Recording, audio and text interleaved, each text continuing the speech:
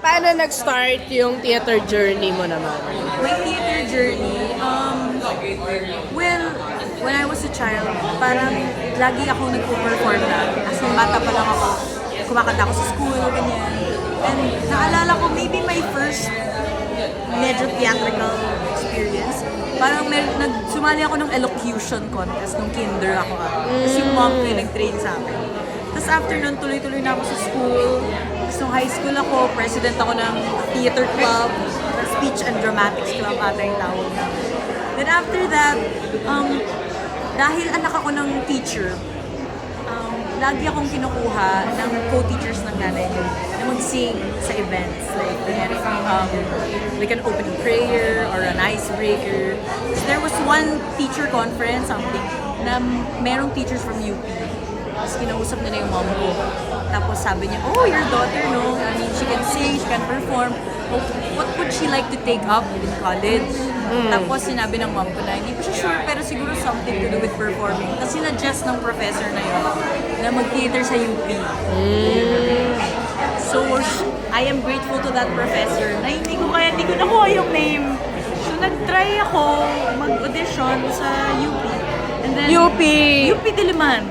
So, nag-practicum ka? Yes, as in theater Alam ko major. kasi nag-minor ko theater, art studies major. Oo, theater Sa practicum major ako. Yes, Oo. 110. Tapos si Lance, bata pa nun, Shadows of the Reef, na nag-ano ako. Doon ko din nakilala si Lance Oo. sa theater, sa UP. Si Lance is one of my best friends. At parang medyo nagdalaga kami together. Ayun, I took up theater in college and then Peta took a chance on me pag-graduate ko. Nakapasa ako ng Raco Pages nung nag-audition ako. And then yun na. Sinong paborito mong prof? Paborito kong prof. Oo. Wow! Secret! Magtatampo yung iba. Secret! Sabi naman. Yeah. And so, you said your mom's like a teacher, right? Yes. So, ikaw, anong Well, paborito retired na mo? siya. Anong paborito mong subject? Favorite kong subject? When I was young, siguro science and English. Uh-huh. Science and English. Yeah. Parang favorite ko rin yung mga writing things, like poetry and grammar. Medyo favorite. Grammar. And yung mga uso ngayon, like, di ba, P-pop is on the rise. So, do you have any, like, favorite P-pop groups? Pop. Well, I'm a fan of SB19. Oo, sinong bias mo dun? And ang bias ko si Stel.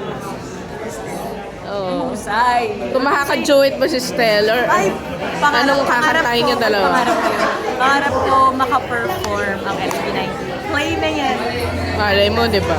Amen. Panood nila. True. Anong kakantahin mo kasama SB19 or kasama ni Stell? If ever given the chance to choose. Shit. What an interesting question. Any song nila. Any song. So, ano yung quality, balik tayo sa character mo dito, ano yung qualities ni Julia na nakaka-relate ka? Oh, nakaka-relate ako. Well, she likes to bend the rules. Like, kung anong gusto niyang gawin, kung anong nakakapagpasaya sa kanya. Go! Basta alam niyang she's right and she's not harming anyone. Go lang siya. I mean, that's part of her personality, her strength. She can just do whatever she wants. She's outspoken. So, I would like to believe, or that is my goal, to be like that. So, last na lang, ano yung funniest experience mo sa theater career mo? Funniest? I mean, kahit ano counted kahit nung nagpa-practicum ka, kahit nato sa performer. Wow, for sure marami. Pero siguro Tumatak dito talaga na. Oo. Siguro dito na lang sa Walang Aray para manood kayo. Oo. There was one show na magkasama kami ni Kuya Gio Gahon, May Tenyo. And inaasar kami both sa cast kasi parehas kaming sobrang pawisin. So like, there was one show Tinignan. and for some reason, sobrang init. Basta hindi ko alam bakit. Basta it was a very, very hot day.